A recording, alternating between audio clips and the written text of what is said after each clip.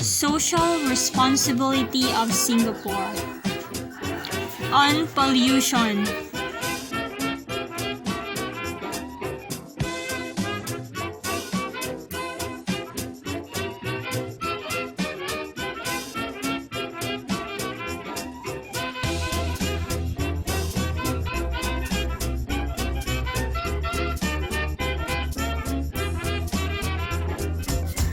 The Singapore Green Plan. It has the following aims.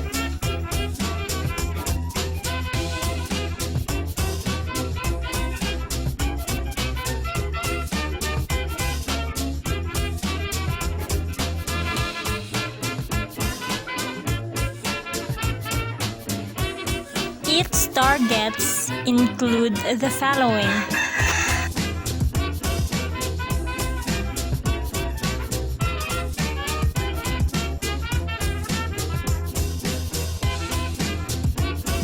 There are 5 pillars of Green Plan.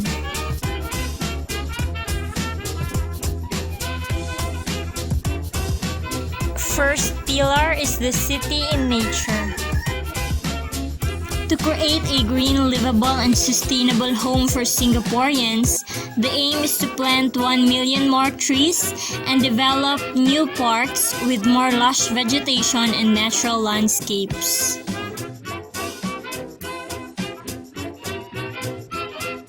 The second pillar is energy reset. To have a cleaner energy vehicles, new diesel car and taxi registrations to cease from 2025, with all new car and taxi registrations to be of cleaner energy models from 2030.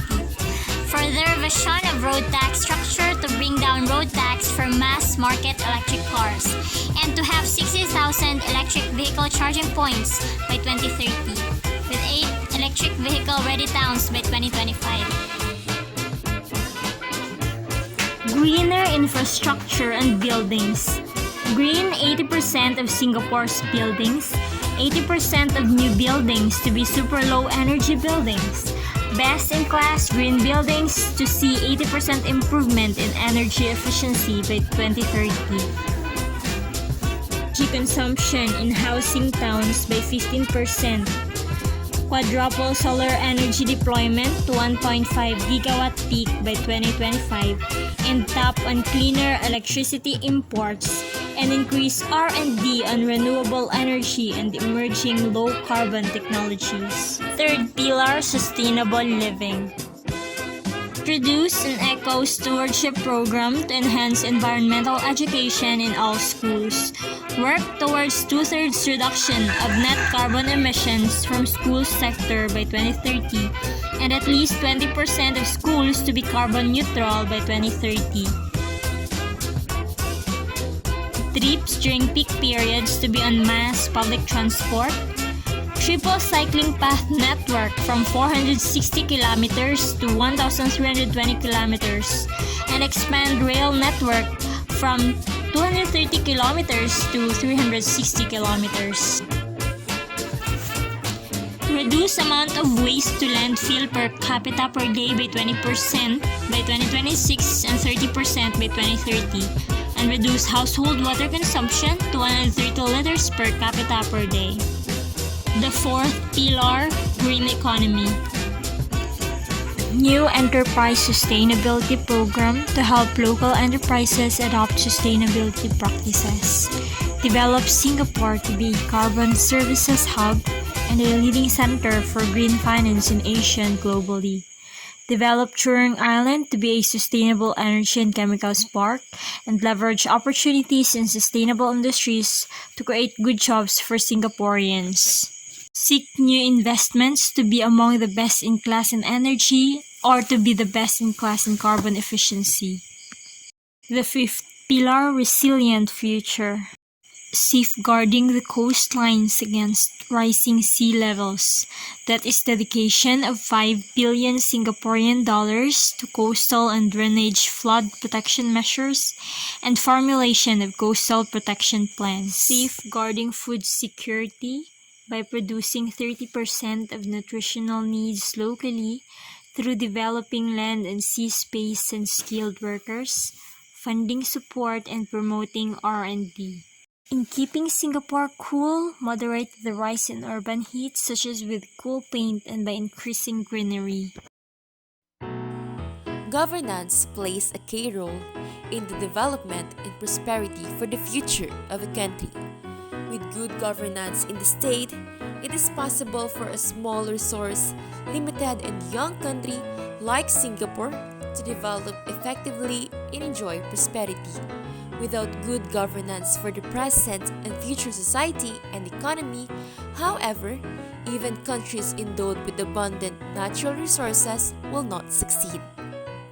The following are the 6 principles of good governance and its role in the growth of Singapore. Principle 1. Meritocracy. Every child in Singapore is entitled to a formal education. This offers every Singaporean a chance to advance up the social ladder, where you are judged by your capabilities and not your race, religion, or background. Principle 2. Racial and religious harmony. In Singapore, racial and religious harmony is viewed as more important than the freedom of speech and freedom of the press. The Maintenance of Religious Harmony Act prohibits all forms of attacks on any religion. This is critical to building a multi-ethnic society in Singapore, where various forms of religions exist. Principle 3. A clean government. Singapore adopts a zero-tolerance policy towards the elimination of corruption within its government and civil service. Ministers and senior civil servants have been jailed for such offenses in the past.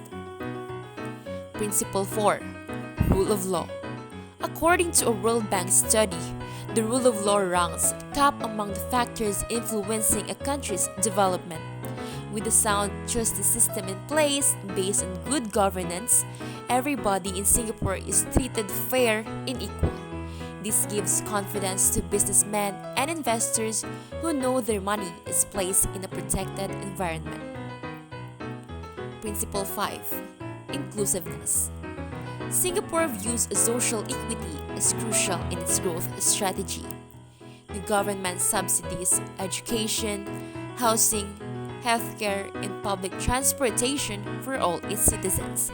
Even though it refuses to be branded as welfare state, the heart of Singapore's social economic system is made from a unique blend of capitalism and social practices. Principle 6. Care for the environment. Since he came to power, former Prime Minister Lee Kuan Yew championed to clean up the river and streets of Singapore. He believed a clean environment is critical to the development of the country and has even turned down investments which would pollute the environment. Singapore has been a champ in good governance practices. They were able to promote racial and religious harmony, curb corruption, plant millions of trees, dispose waste without hurting the environment, create sustainable livelihoods, fix traffic, and a lot more. If Singapore can do all of those, why can't we? May we learn from them?